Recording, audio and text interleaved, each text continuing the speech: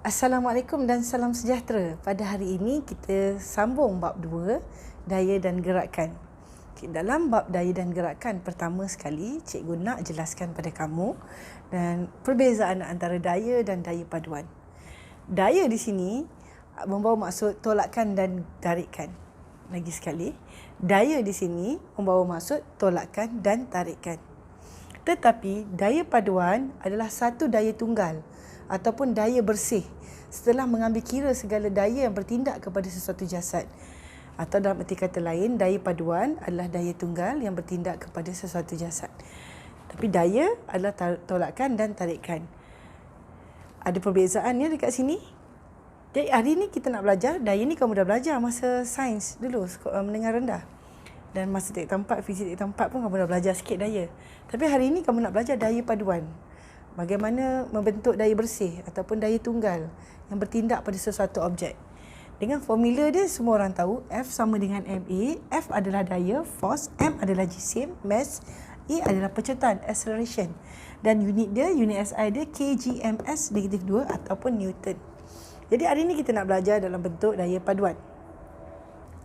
Jadi dalam daya paduan yang pertama kamu nak belajar adalah satah tegak. Satah tegak bermaksud tegak, lurus dan objek hanya bergerak macam ni sahaja. Ini maksudnya satah tegak.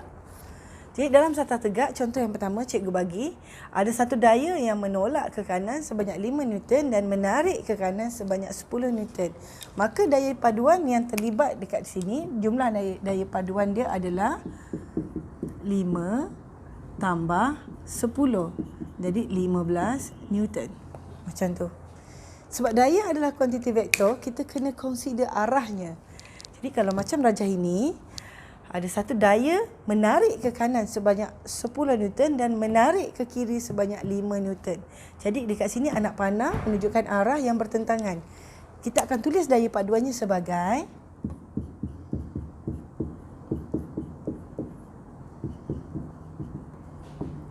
negatif 5 menunjukkan dia bergerak ke arah kiri dan positif tambah 10 menunjukkan dia ke arah kanan. Kita dapat 5 bermaksud objek akan bergerak ke arah kanan sebanyak 5 Newton.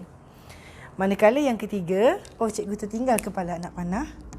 Kita ada daya ke sebelah kiri sebanyak 15 Newton dan ke sebelah kanan sebanyak 10 Newton. Maka daya paduannya adalah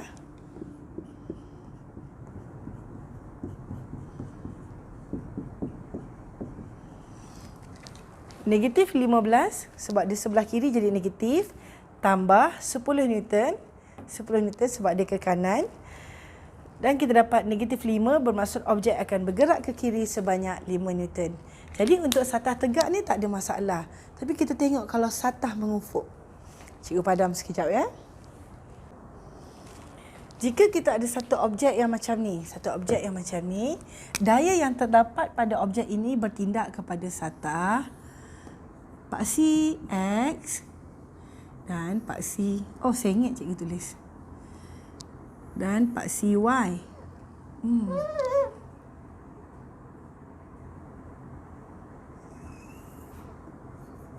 Dan paksi Y. Jadi sekiranya objek itu ditarik atau ditolak secara condong, kita nak belajar satah mengufuk secara condong, bermaksud objek itu ditarik, ditolak secara condong macam ni. Di sini F-nya bermaksud objek itu ditolak sebegini atau ditarik sebegini. Macam kamu tolak troli dekat Tesco macam tu. Jadi daya ini condong. Jadi kita nak bincang daya yang condong. Objek ditolak atau ditarik secara condong tetapi objek bergerak lurus satah. Ialah kamu tolak troli tu bukan masuk dalam tanah. Troli tu tetap berjalan lurus ke depan. Tapi kamu tolak macam tu. So dayanya yang ditolak macam ni. Jadi bentuk yang wujud pada daya ni dia bagi sudut. Bentuknya ini. Yang biru ni, nampak tak? Kamu dah belajar dalam trigonometri, kamu dah belajar cos theta sama dengan adjacent bagi hypotenuse. sini, bersebelahan. Theta ni cos dia yang sebelah sini bagi dengan hypotenuse. Ni hypotenuse. Jadi kalau berdasarkan gambar rajah ini, kamu akan dapat cos theta sama dengan fx, ni paksi x kan, bagi dengan hypotenuse dia kat sini, f. So kamu dapat satu formula di sini. So objek ni bergerak macam ni. Okey. Tapi kalau macam mana objek tu kita tolak naik ramp, naik macam kalau kita pergi Tesco kan, nak naik tingkat 2 kan, eskalator kita kan condong kan. Macam mana pula kalau daya tu, troli tu kita tolak dia condong macam tu. Kita nak tengok keadaan. Jadi ini troli yang condong tu, satah yang condong, troli tu sedang naik ke atas. Bermaksud dia bergerak ke sini atau ke sinilah dia naik. Ni sama dengan landasan. Ni landasan. Landasan. Bermaksud daya ni sama dengan landasan. Ini kita panggil sebagai daya selari. Selari dengan landasan. Kemudian kita pakai pen lain. Kamu ada daya selari. Selari lawannya serenjang. So sudut di sini 90 darjah. Yang ini adalah daya serenjang. Serenjang dengan siapa? Serenjang dengan landasan. Selari dengan siapa? Selari dengan landasan. Dan kamu ada daya, memang semua objek dekat dunia ni ada daya tu, iaitu berat ke bawah. Ni kamu punya berat. Kalau kamu tengok, kita ada 3 daya yang berbeza. Satu daya yang warna hitam ni selari dengan landasan, satu yang warna biru ni serenjang dengan landasan, dan yang warna merah ni ke arah bumi, sama darjah. Macam mana cikgu nak pegang bagi kamu nampak? Susah nak pegang Macam ni lah lebih kurang. Nampak tak daya dia? Nampak kan dayanya? Jadi kamu akan angkat daya ni untuk membentuk segitiga yang bersudut tegak. Sebab nak pakai trigonometri, kena segitiga sudut tegak. Kalau tak sudut tegak macam mana? Kita belajar yang sudut tegak dulu. Jadi, daya ni kat sini, daya ni kat sini, kita angkat daya yang selari ni. Daya selari ni, kita angkat kat sini. Lagi sekali, daya selari ni, kita angkat kat sini. Jadi, kita letak dia dekat sini, daya selari. Jadi, ini sudut 90. Jadi dekat sini kamu punya theta yang baru. Kalau sini 30, sini pun 30. Macam tu. Macam mana ni dapat 30? Panjang sebenarnya. Nak tunjuk ke? Biar dulu boleh. Nanti cikgu tunjuk kejap lagi. Kita belajar dulu. Daya ni angkat kat sini. Daya yang selari. F selari. Jadi kalau soalan nak F selari, kita dah ada segitiga dia. Tengok macam mana segitiga dia. Cikgu lukis balik segitiga dia. Segitiga dia dah jadi bentuk macam ni. Kat sini F selari. Dekat sini F serenjang.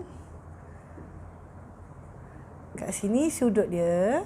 Dekat sini W. So kalau dia nak F selari, kita dah belajar dalam trigonometri, sin theta sama dengan adjacent bagi hypotenuse. Adjacent yang bertentang bagi hypotenuse. Ni hypotenuse. Jadi kamu akan dapat sin theta, adjacent kamu F yang selari bagi dengan hypotenuse W. Mendapatlah satu formula. Ini guna sin, ini guna cos. Okey, macam mana kalau dia nak daya yang serenjang? Daya serenjang kat sini. Sebelah sudut theta. Jadi kita pakai cos theta, daya yang serenjang sama dengan adjacent bagi hypotenuse. Cos theta, daya serenjang kamu adalah adjacent bagi sudut theta. Hypotenuse kamu adalah W. Tengoklah soalan nak minta mana. Nak daya yang selari ke daya yang serenjang? Kalau kita boleh kira dua-dua daya, so kat sini pun boleh kira dua-dua daya sebenarnya. Kita dah kira daya X, macam mana kita nak kira daya Y? Daya Y kita kat mana? Daya Y kita dekat sini. Kat sini daya Y, selari. daya Y. So, daya Y kita macam mana? Berhadapan. Sin theta. Oh, ni cikgu.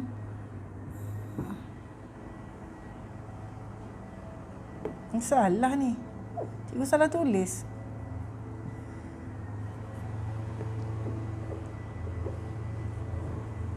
Sin theta berhadapan adjacent bagi hypotenuse. Jadi sin theta kamu berhadapan dengan kamu adalah daya pada paksi Y, hypotenuse kamu adalah F. Bermaksud untuk dua-dua ni boleh dapat. Tapi ikut soalan lah. Boleh dapat sama ada paksi X, paksi Y. Kalau yang ni selari landasan atau serenjangan landasan. Apa maksud cikgu dengan landasan tu tadi? Okey. Macam ni landasan, ni objek. Ni landasan, ni objek. Dia akan ada daya yang selari dengan landasan dan tolak tarik ni. Serenjang dengan landasan. Macam ni, serenjang dengan landasan. So, kita nak cari dua daya ni. Contoh. Cikgu padam kejap. Cikgu tulis contoh. Tengok. Faham tak? Baiklah. Contoh kita yang pertama. Sebuah kotak dengan jisim 85 kg ditolak pada permukaan kasar oleh daya sebanyak 400 Newton. Geseran antara permukaan dan kotak adalah 40 Newton. Hitung pecutan bagi situasi ini. Dia bagi gambar raja, dia bagi sudut. Jadi kita kena faham dekat sini. Dia nak hitung pecutan. Jadi nak hitung pecutan, kita kena pakai formula F sama dengan MA. F ini mestilah daya paduan ataupun daya bersih. Jadi kita lukis balik gambar rajah kotak tu. Kotak tu macam ni. Kotak tu kat tengah. Sudah ada daya kat sini. 400 Newton. Jadi kotak tu kena tolak, dia akan bergerak ke depan. Fx lah bergerak ke depan. Dalam yang masa sama, dia ada geseran. Daya geseran, daya yang melawan arah gerakan dia. Geseran dekat belakang sebanyak 40 Newton. Cuba kita jadikan dia segitiga. Kita akan dapat segitiga dia macam ni. Segitiga dia macam ni. Sudut dia dekat sini. Dekat sini adalah 400 Newton. Dekat sini kita punya Fx dan geseran 40 Newton. Jadi sudut yang kita ada dekat sini adalah 25 darjah. Jadi kita cari Fx dahulu. Macam mana nak cari Fx? Tengok segitiga yang sebelah kita tahu cos 25 darjah sama dengan yang bersebelahan Fx bahagi 400 Newton. Jadi Fx kita sama dengan, ambil kalkulator, tekan kalkulator.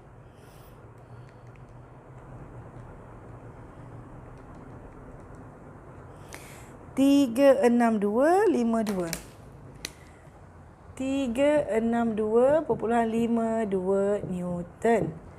Jadi kita ada daya geseran, kita kena cancelkan daya geseran, kita dapat daya paduan dia sebagai, daya paduan ni daya bersih lah, daya tunggal tadi kan.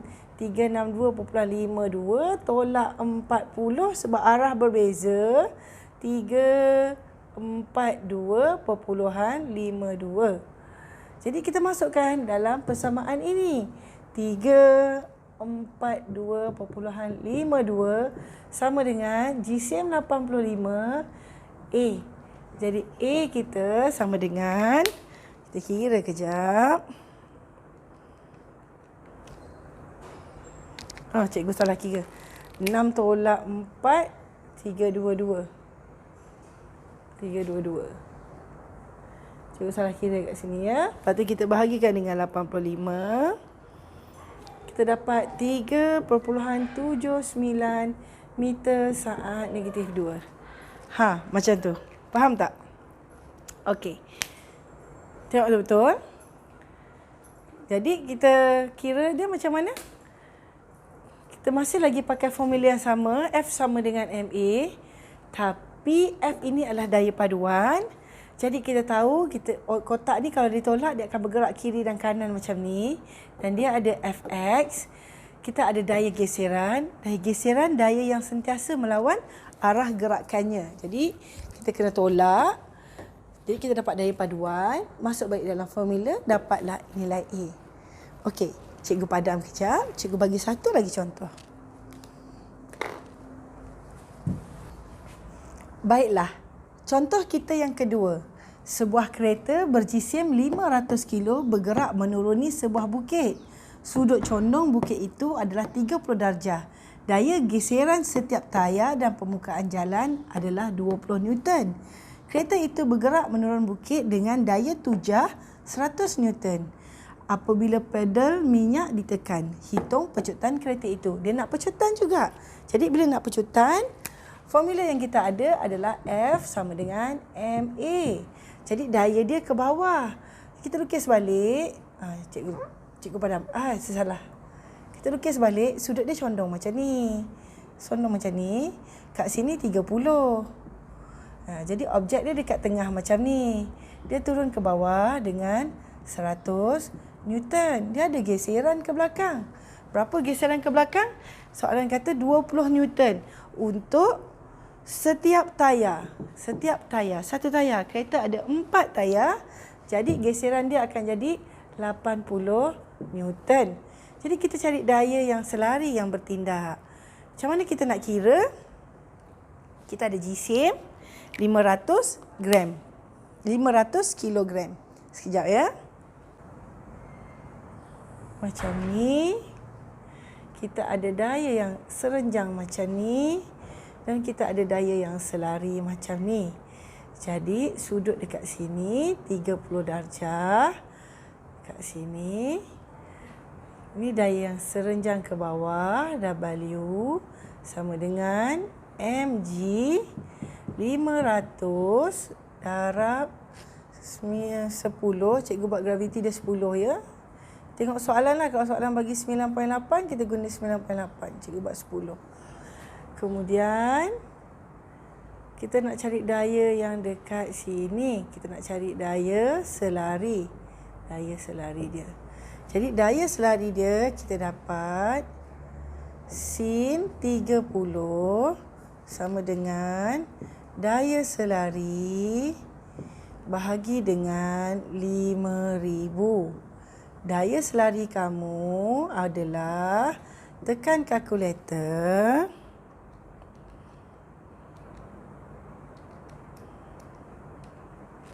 2,500 Newton. Jadi kamu ada daya ke depan sebanyak 2,500 Newton. Jadi kereta ni ada lagi satu daya kat depan sebanyak 2,500 Newton.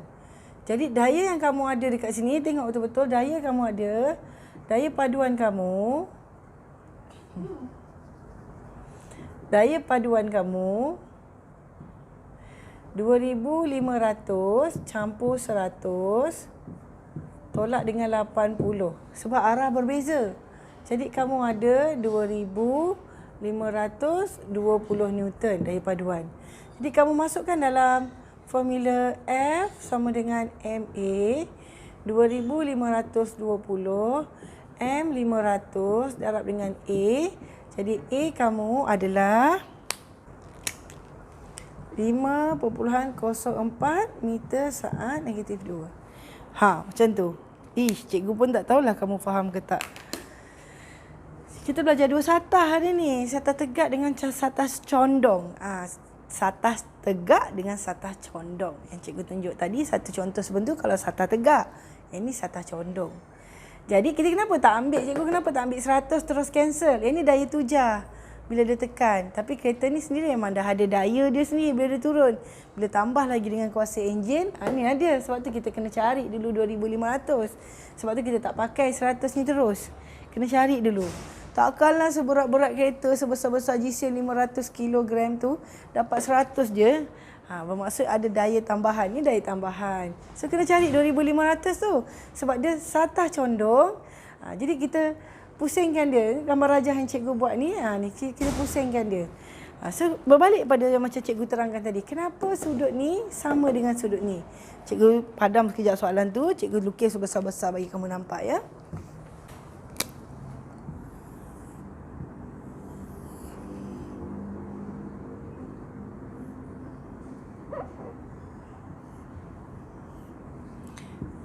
Jadi dekat sini kamu ada 30. Kamu buat lurus macam ni, dia jadi sudut tegak. Jadi kalau segitiga sudut tegak, kita ada 180. Sudut dalaman dia 180. Kalau sini 90, sini 30. Jadi yang dekat sini adalah 60. Memandangkan ini adalah garis lurus. Kemudian kita buat lagi satu sudut kat sini, serenjang macam ni kan. Sudut sini 90. Jadi yang sini pun 90. Sebab satu garis lurus, sudut dia 180. Kalau sini 90, sini 90. Tapi yang ni 60 bermaksud baki dekat sini adalah 30. Sebab tu sudut dia sama. Sudut ni sama. Macam tu. Okey, itu logiknya. Tapi kalau tak faham tak apalah, ingat je lah sudut dia duduk kat mana. Okey, cikgu berhenti kat sini dulu. Cikgu pun sendiri pun macam confused saya terang kat kamu. Sebab kamu tak ada depan mata cikgu nak beritahu. Cikgu tak faham, ulang tak tahu. Cikgu tak tahu. Cikgu main agak je kamu faham sebenarnya. Okey. Kita berhenti kat sini. Nanti bab ni tak habis lagi. Dia ada cerita pasal lift, cerita pasal takal, cerita pasal kaedah segi empat selari. Cikgu tak masuk lagi yang tu. Jadi sabar. Tak habis lagi. Kita sambung dalam video akan datang. Okey, semoga bermanfaat. Terima kasih semua. Assalamualaikum. Assalamualaikum. Bye.